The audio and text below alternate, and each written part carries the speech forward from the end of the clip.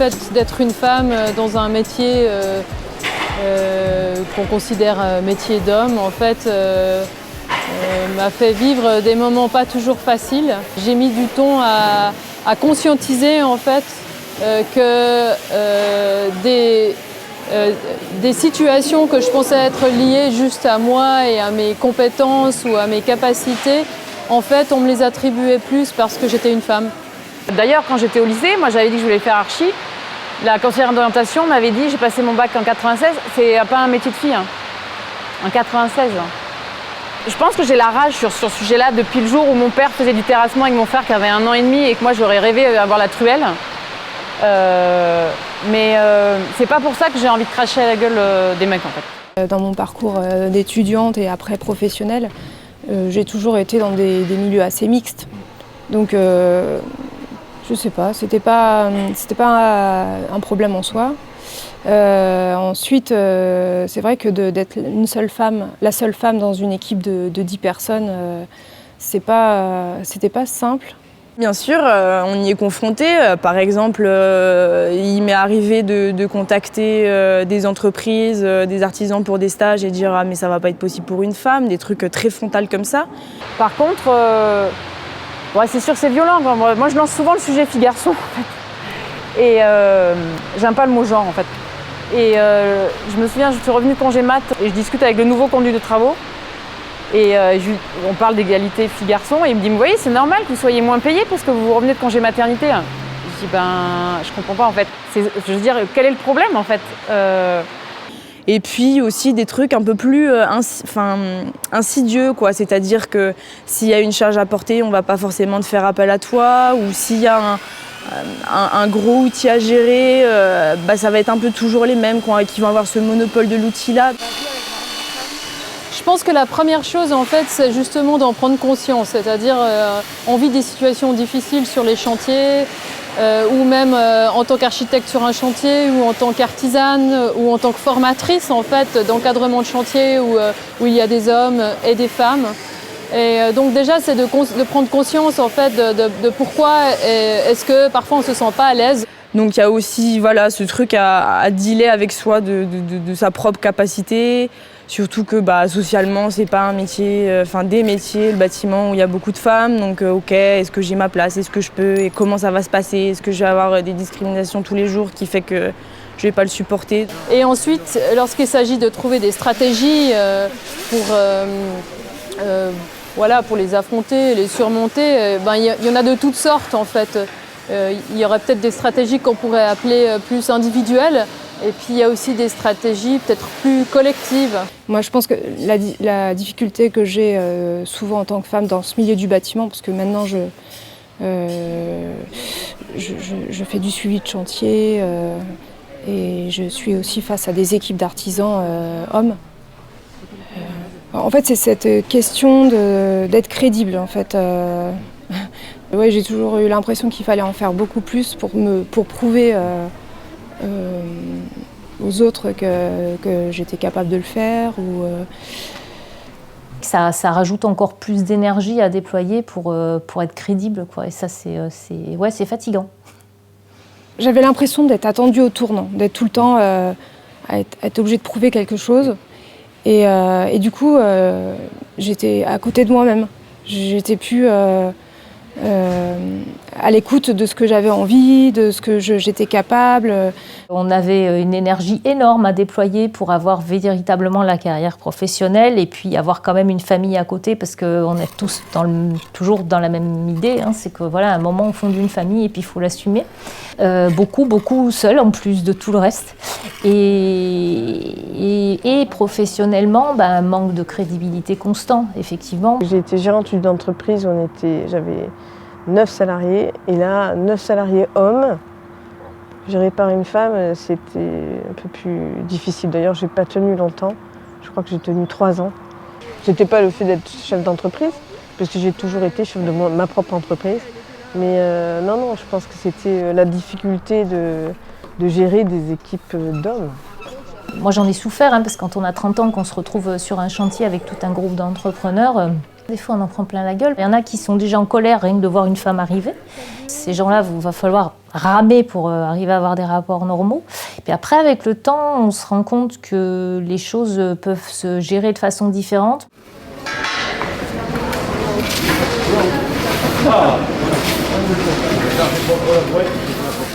Une des stratégies que j'ai mis en place pendant un moment, c'est, entre guillemets, de ressembler à un homme.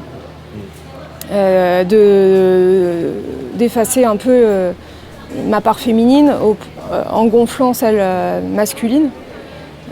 Et à chaque fois que j'arrivais à une réunion ou sur un chantier, je me mettais en fait intérieurement en mode combat. En fait, j'ai l'impression que tu es amenée quand même à forger un certain caractère pour en fait avoir juste une place qui est à la hauteur de tes compétences et ce que tu apprends. Donc, être indépendante et mener mon parcours professionnel, mes projets à mon rythme, sans avoir de compte à rendre, c'est sûr que c'était un peu une libération, enfin, en tout cas un cadre que je me créais qui était plus relaxant, de choisir les gens les artisans avec qui je travaille.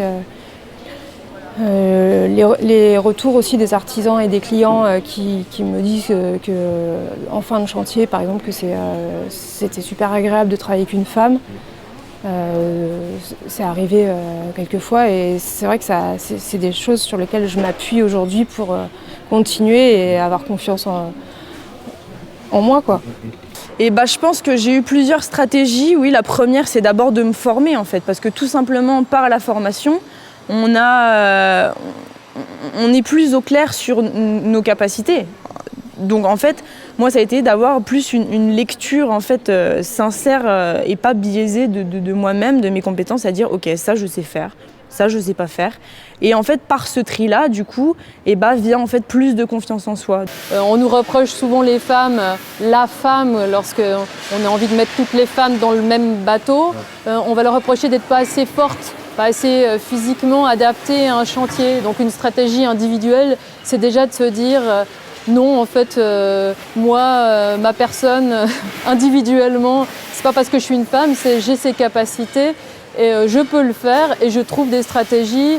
Est-ce que parce qu'on sait qu'on n'est pas capable de tout faire, peut-être parce qu'on n'aura pas la force physique de faire certaines choses, il y a tout de suite une cohésion de groupe qui se fait et qui va utiliser les compétences et les capacités de chacune pour aller au but. Aujourd'hui, tout le matériel de chantier, il est quand même conçu, en tout cas chez nous en Europe, il est conçu pour une dimension d'un homme moyen de 1m80. D'ailleurs, même les hommes ne sont pas tous d'1m80. Et finalement, le défi, c'est aussi de montrer que même la production des outils doit aussi pouvoir diversifier les gens qui les utilisent, même pour des hommes également qui seraient de petite taille ou qui auraient des petites mains. Il y a aussi une grosse partie de la stratégie collective, c'est juste de se dire mutuellement qu'on est capable de le faire, en fait, donc d'avoir confiance en ses propres capacités. Et ça, c'est déjà c'est le départ de tout, en fait. Depuis très très longtemps, j'avais envie de mettre à l'honneur les femmes qui transmettent leur savoir dans la construction, enfin surtout dans les enduits en terre, alors qu'on n'en parle jamais, quoi. Et malgré qu'il y ait beaucoup de femmes, on le voit là pendant l'événement Terre, Femmes et Savoir-faire, qu'il y a beaucoup de femmes qui sont investies dans le monde de la construction, qui sont aussi chefs d'entreprise, qui sont artisanes, qui sont architectes et qui ont une place importante dans le milieu de la construction. Je crois que c'est vraiment une histoire de communication. Les compagnons du Tour de France, je veux dire, il n'y a pas marqué compagnons nœuds, nulle part, alors qu'il y en a. Auparavant, les femmes travaillaient beaucoup plus dans la construction, quand les gens travaillaient beaucoup la terre dans leur habitat. On a oublié qu'il y avait des femmes qui construisaient les cathédrales, chez nous. Il y en avait même sur Notre-Dame. Bon, elle a brûlé. Voilà, c'est à cause de ça.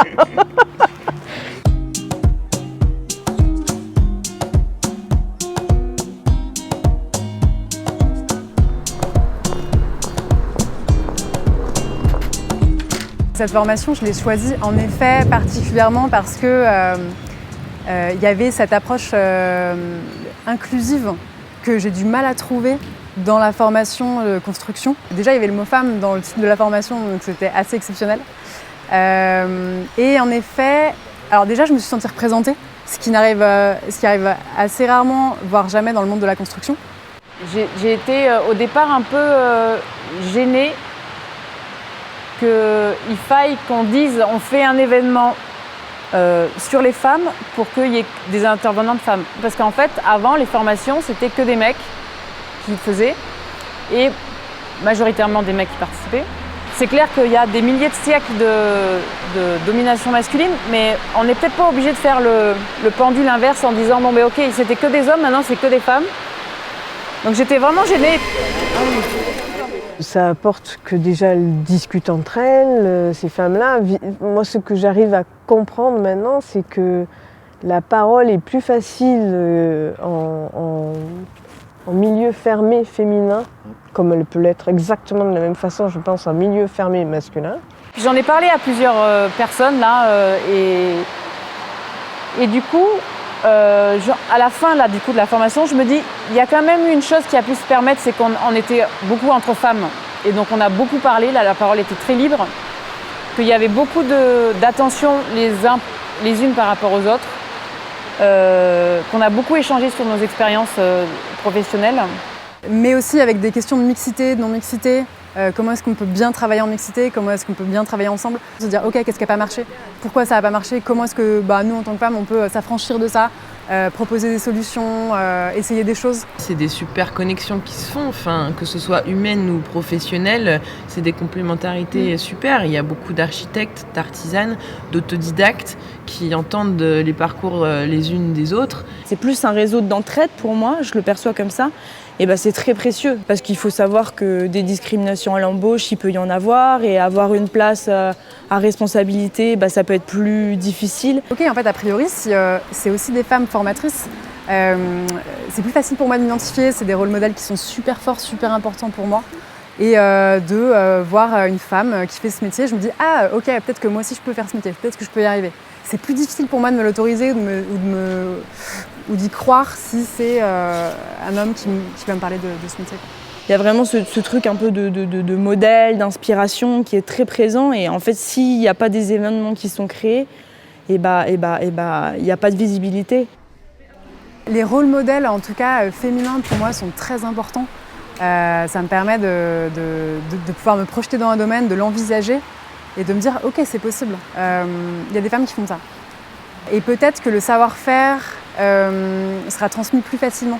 J'ai déjà eu des expériences de chantier avec des hommes, parfois qui se passent très bien, parfois qui sont un peu plus délicates, où la transmission du savoir et du pouvoir est un peu plus complexe. La transmission du savoir, je trouve, peut être parfois plus compliquée quand c'est des savoir-faire, on va dire, masculins. Ça peut être la construction, mais ça peut être aussi d'autres domaines. Et en effet, j'ai l'impression qu'il y a aussi quelque chose de l'ordre de garder... Pour moi, garder le savoir, c'est garder le pouvoir. Et ça m'est arrivé d'avoir plus de mal à échanger sur un savoir avec des hommes qu'avec des femmes. Et du coup, c'est aussi quelque chose qui m'a donné envie de venir ici. Ça donne à nous, des jeunes générations, aussi cette image de dire tout est possible et il faut pas s'arrêter, il faut continuer dans cette valorisation, diffusion de tout ce savoir-faire féminin, de toute cette sensibilité peut-être féminine pour construire aussi le monde de demain dont on a besoin.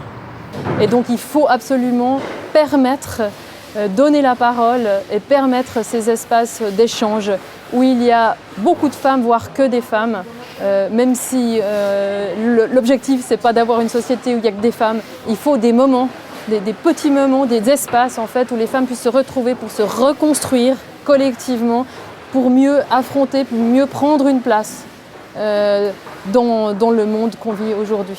Les formations où il n'y a que des femmes, qui donnent confiance aux femmes sur le fait d'avoir le droit d'exister dans ce milieu-là, c'est peut-être une première étape. Et puis après, il faut intégrer les hommes. Et que du coup, petit à petit, les hommes aussi changent d'idée et c'est par eux aussi que la dynamique, elle viendra.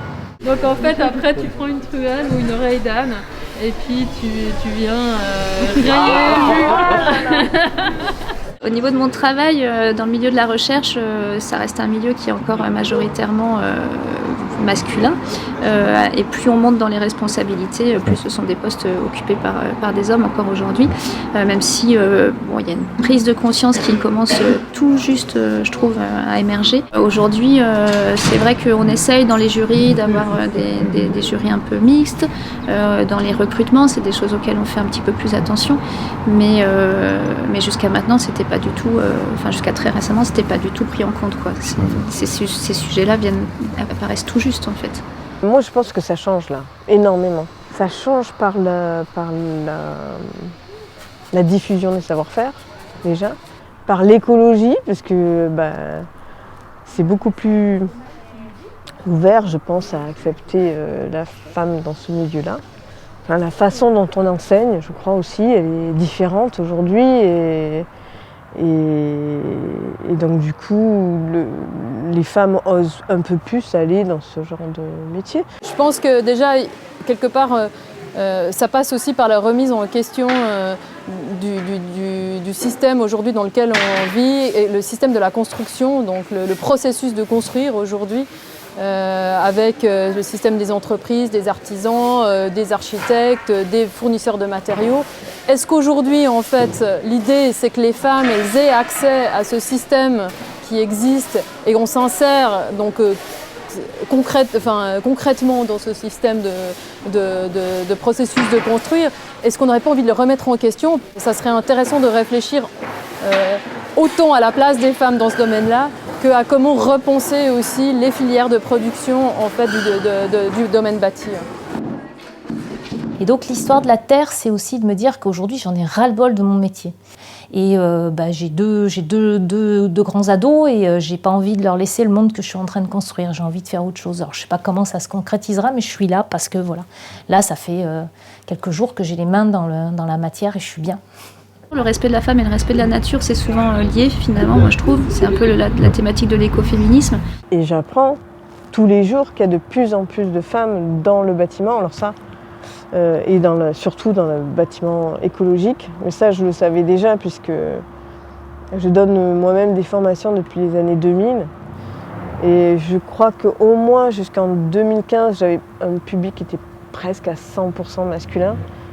Parfois, justement, la construction en éco, la construction en matériaux locaux, elle va être dévalorisée rien que du fait qu'il y a plus de femmes. Je trouve déjà c'est tellement symptomatique en fait, alors que justement c'est quand même un moyen de jouer sur plusieurs niveaux, quoi. C'est comment être plus inclusif dans la construction et comment réfléchir à comment on construit, à nos modes d'habiter en fait aujourd'hui, quoi. Il y a beaucoup de femmes architectes en France où je suis le plus souvent, au Cameroun aussi de plus en plus. Et on est la première génération témoin de ça. Quand on est rentré en école d'archi, on était encore à peu près à 50-50 et aujourd'hui il y a beaucoup plus de femmes. C'est vrai que quand je commençais, j'étais parmi les premières au niveau du Cameroun, mais ça se banalise parce qu'il y a beaucoup de femmes qui travaillent surtout dans le domaine du bâtiment durable. Ce que je vais faire, c'est vraiment travailler avec les mains, former des femmes, etc. Donc il ne s'agit pas de dire qu'il faut que ce soit que des femmes non plus, mais, parce que les femmes c'est mieux, mais juste laisser la place à chacun. Ouais, c'est plus riche, la diversité, voilà. Mais comme n'importe quelle diversité finalement, quoi. C'est un message de femme, c'est un message de professionnel, c'est un message de maman. Éduquer les enfants. Voilà, je crois que c'est le message. Éduquer les enfants. Éduquer les enfants à ça, au fait que tout le monde a sa place. Et sur l'égalité filles-garçons, avec nos différences, mais on n'est pas pareil. On n'a pas la même force physique, on réfléchit pas pareil, mais c'est hyper riche et on peut faire plein de trucs ensemble. Donc ouais, les stéréotypes, il faut les foutre à la poubelle. On peut être amené parfois, c'est vrai, à vivre du sexisme ou à vivre n'importe quelle forme de phobie ou quoi. Voilà, okay, ça arrive comme dans d'autres domaines. Par contre, ce que je veux vraiment leur dire, c'est que, en fait, allez-y, essayez, croyez en vous, partagez vos expériences, partagez vos réflexions. Ne lâchez jamais rien, ne lâchez pas ce que vous aimez, continuez à essayer, on s'améliore, on trouve des alliés et on progresse et voilà, ça c'est super important, quoi.